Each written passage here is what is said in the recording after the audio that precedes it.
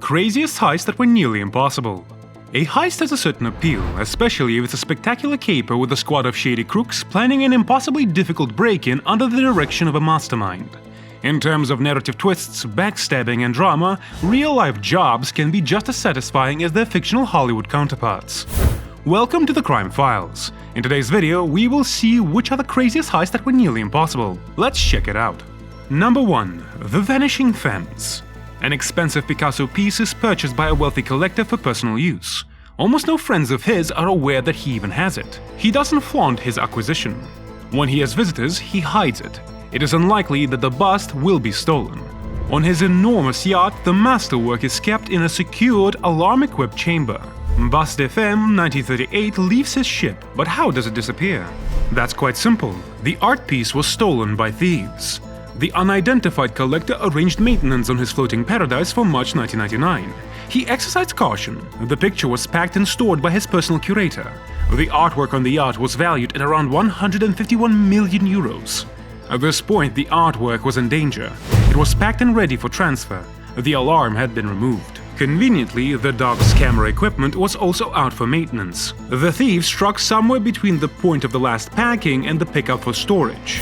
Busted FM 1938 had disappeared when the art expert had returned. A few weeks later, another Picasso piece from Paris that portrayed Dora Maar vanished. Two Picasso pieces that were expressly modeled after Dora were stolen, which shows that the heists were related and carried out by a group that stole paintings on commission. Neither piece of work has been found. Number 2. The Concert Robbery. Perhaps it's only fair that others steal Justin Bieber's money if he may steal hearts. One night after Bon Jovi played in the same stadium in Johannesburg in May 2013, the celebrity gave a performance. A group of robbers cut a path from a lottery to the stadium safe room before any of the money from the performance could be taken out of the venue. According to police estimates, the entire criminal operation was completed in 3 days. The squad breached the wall and then dropped into the room covertly using a rope system. Except for the debris and bricks from their chiseling, the burglars left the safe room empty. It wasn't until Monday morning that officials had realized that they had lost the money. When they did, stadium management summarized an inside job because of the specialized knowledge required. Employees were subjected to polygraph exams and the stadium was secured.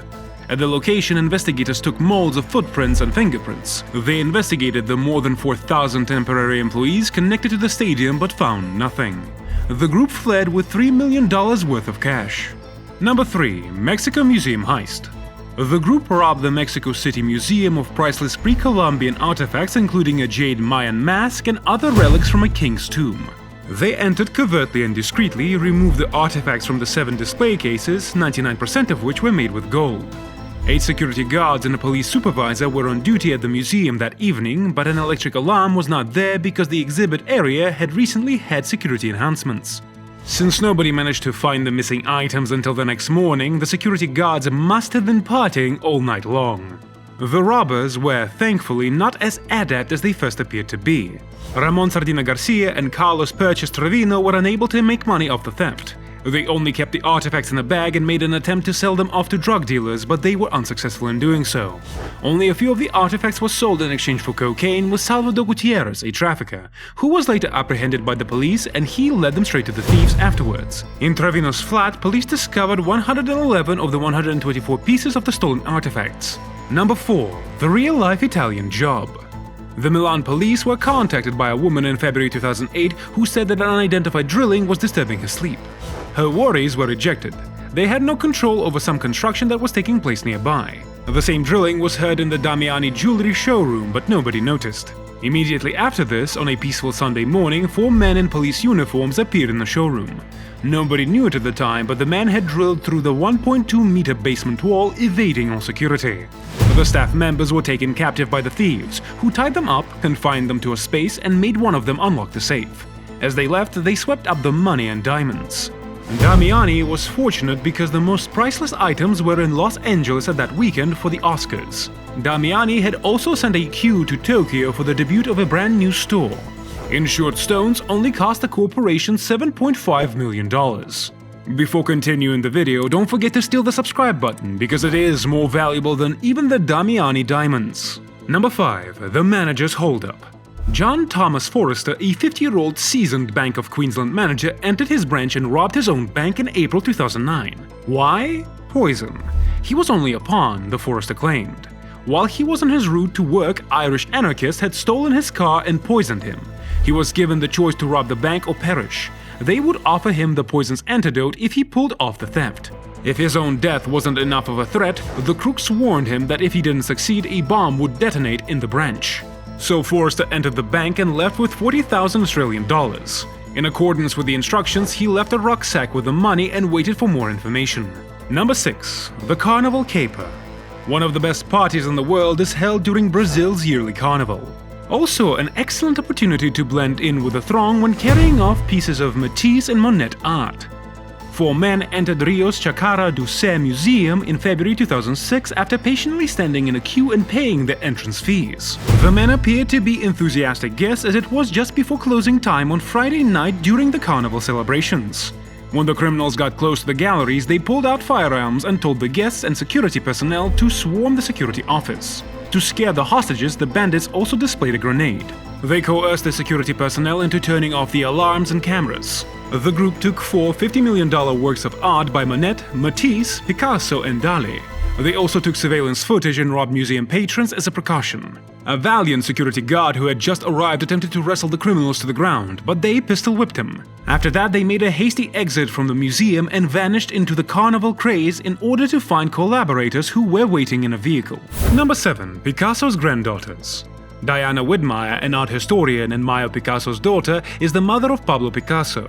A painting of her mother, Maya with a doll created by her well-known grandfather, hung in her Paris flat. Brazen burglars entered Diana's home in February 2007 while she slept. They stole 2 paintings, a portrait of Picasso's second wife, Jacqueline, and portrait of Maya. They removed the Jacqueline portrait and hoisted Maya with a doll, frame and all. Without leaving any proof behind, they disappeared. The 2 paintings are expected to fetch more than $66 million at an auction, leading experts to believe that a wealthy private collector may have ordered the theft. But the authorities had no idea how the thieves managed to break in, why Diana's apartment alarm didn't go off, or how they knew exactly where the paintings were located. Then, in August of that year, a suspected dealer called in a tip, and they suddenly had a lead. 3 individuals were being followed by police for nearly a month when they were captured trying to sell the stolen artwork. Diana wasn't the only Picasso granddaughter to be robbed, as awful as the robbery may have been. In November 1989, someone broke into Marina Picasso's house in Cannes, France. Over $17 million worth of artwork had been stolen, including 7 Picasso paintings. 5 guard dogs were on duty, but the alarm failed to go off here as well. Number 8. The Lily Warehouse Raid. The police and press compared the Villa brothers to an Ocean's 11-style gang, but they focus on pharmacies rather than casinos. On March 13, 2010, they hacked through the roof of the Eli Lilly warehouse in Ensfield, Connecticut, lowered themselves inside and performed an $80 million house cleaning. The gang took use of their inside status to circumvent the warehouse's protection. They had a security report outlining every fault in the building. Furthermore, 3 months before the heist, 1 crew member scouted the warehouse. The crew located the roof's weakest location, the parking spot for the getaway truck, and even the blind spots of the security cameras. However, a few items that were thrown out carelessly pulled them down. They bought a fresh set of Husky tools the night before, which they left inside the warehouse. Ahmed Villa allegedly left a water bottle with his DNA still on it, which allowed authorities to connect him to 3 further crimes. That's all for the day. So, which heist do you think was the craziest and why? If you want to see more videos like this, make sure to check out our channel for more crime-related content.